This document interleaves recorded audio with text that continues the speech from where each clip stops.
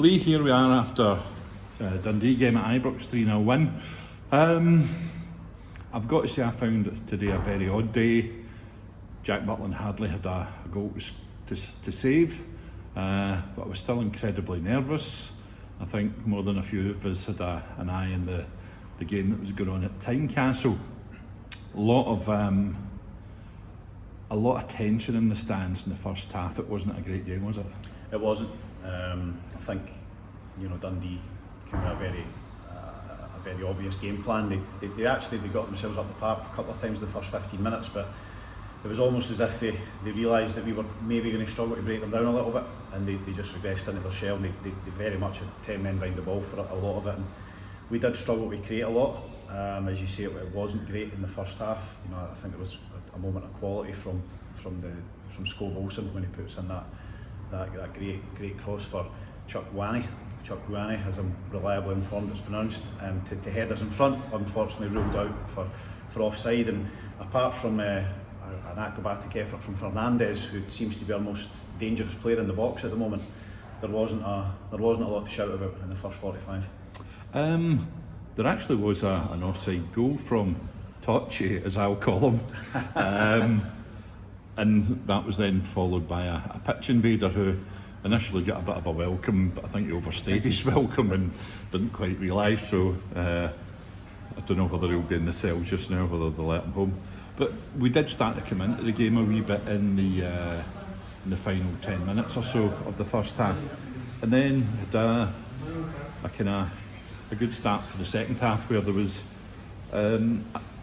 I think we'll need to see it again. Certainly it looked as though there was a double-footed challenge on Raskin to get the penalty by, I had it as Ethan Hamilton, but I don't think he was even booked.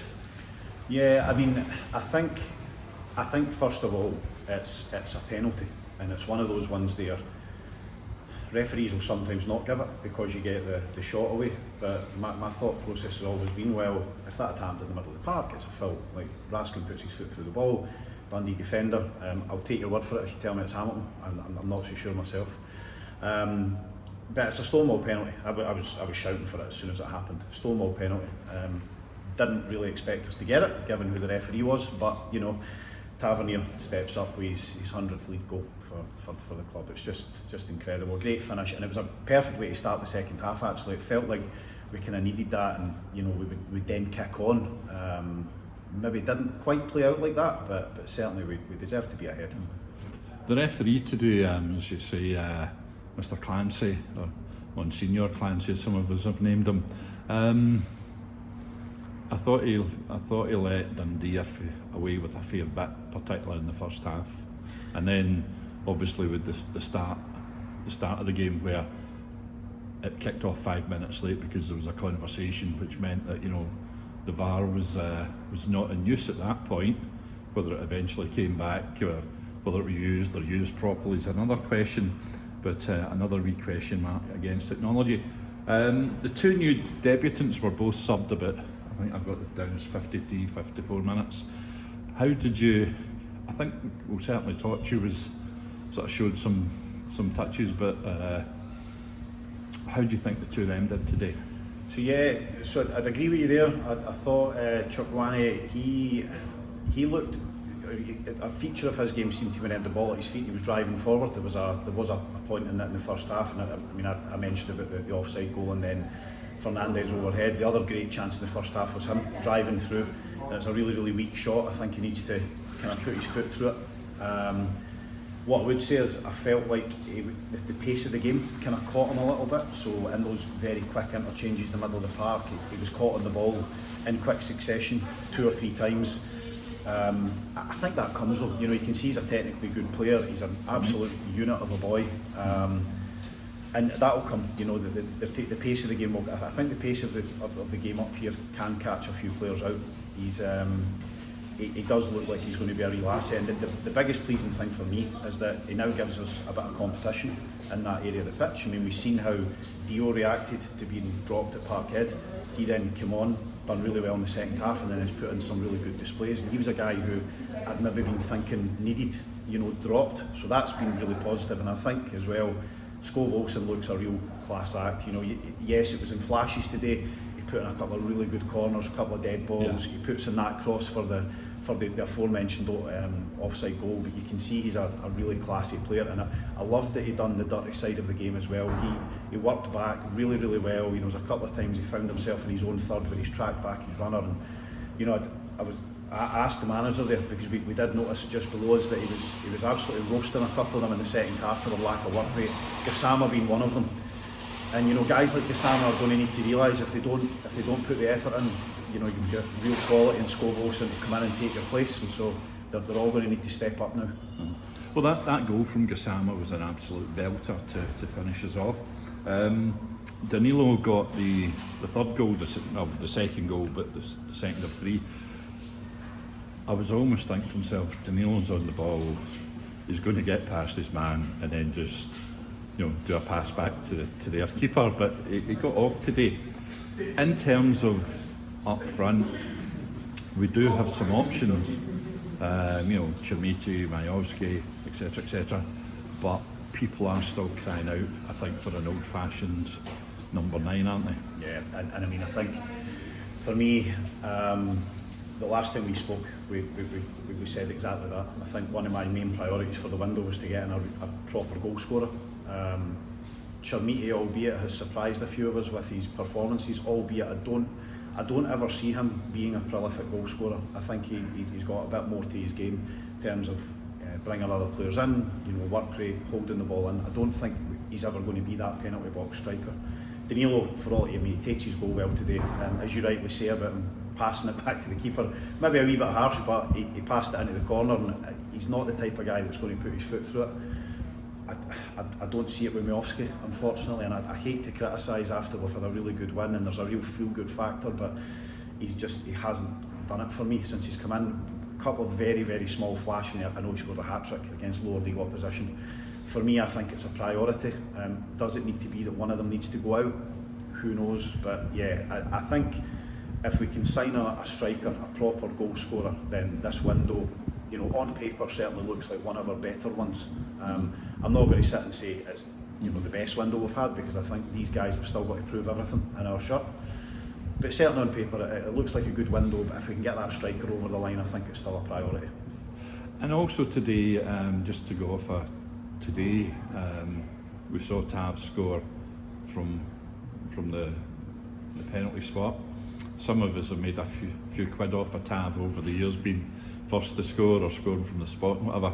So that's 100 goals, believe in the league. Yeah. And I think this is his 10th year, isn't it? I want to say 11th.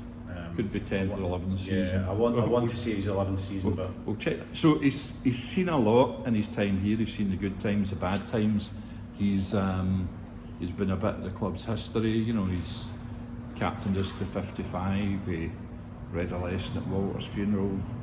I feel he's been a bit unfairly criticised in the last year and a bit. You know, it's almost, when the club wasn't doing well, the criticism of the fans spread to every aspect of the club, not just the players, but you know, people are questioning the physiotherapist and the radiographer, and it was really becoming quite frantic. But he's seen it through, and I thought today was actually, if not quite a classic Tav performance, but it was competent, sound, saw us through. So, your thoughts on Tav? Yeah, I mean, as you know, I'm a big fan of Tav, and it feels like the last 2 seasons we've had a debate at the start of the season saying, should we keep him? And I think I've said the same thing both times. I want to keep him, but he needs to play less games. Look, it's not his fault if we bring in another right back who isn't as good as him, which I think has happened. It's not his fault if other guys can't keep themselves fit, which has also happened. He has become an easy target for sections of the support. I understand it, because he's not the player that he once was.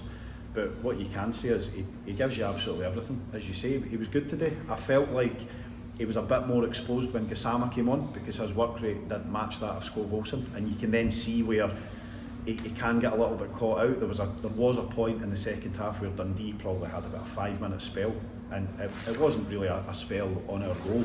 He maybe get in behind a couple of times, but look, you're going to get that from a guy who naturally does play further forward in the park.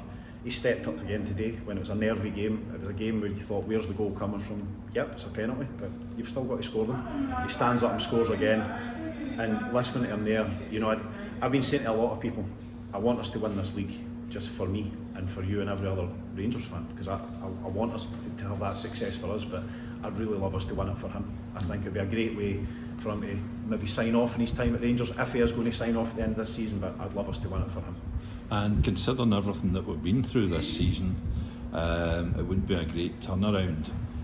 Do you think that today, with us getting that win in the end convincingly, and the result at Tynecastle, where both of our two chief rivals have dropped points, in terms of just coming to the end of the window, getting a couple of players in, that result, we now have a slight wee break for going to Porto. Is this a turning point weekend? I think so. I think it feels big. It felt big in the stadium today. You know, there was a couple of comments from a few of us in the gantry that, you know, the subway loyal or the lads that want to leave early, or whatever you want to call them, that didn't happen in the same exodus as it normally does. Whether that's because the club sent out that communication asking for that support, but I thought there was a noticeable difference when, you know, the goals were going in at Tynecastle, when the goals were going in here. The atmosphere did feel ramped up. There was a bit of electricity. There was, and I mean, I'm not going to sit here and say it was one of those great, you know, Ibrox atmospheres that we've experienced. It wasn't, of course. You know, people will be saying, well, the atmosphere was still a little bit flat at times. It was a bit nervy, but it did feel like a turning point. We were chatting last night, and it felt like a big day. You know, because I can't remember. Certainly in my lifetime, I can't remember when the last time we went into a game where it was going to be beneficial for us, no matter what the result was at Tynecastle. Yeah. Don't get me wrong. I was looking for a Hearts win. In the end, a draw is great, and it was all about us doing our job today. Turning point, I don't know. I mean, I think we've been here before. We've seen this movie. Tavernier said it himself in the press conference. We've been here before. We've been ahead in January, or we've been right in it in January, then we fell away. So I'm not going to get carried away. I refuse to allow myself to get carried away. But certainly, I mean, how this feels compared to how it felt just 2-3 months ago. Brilliant, and long may it continue. We're right in this. Let's see if we can see it through. Well, thanks for your thoughts, and we look forward to Porto and Hibs. Cheers.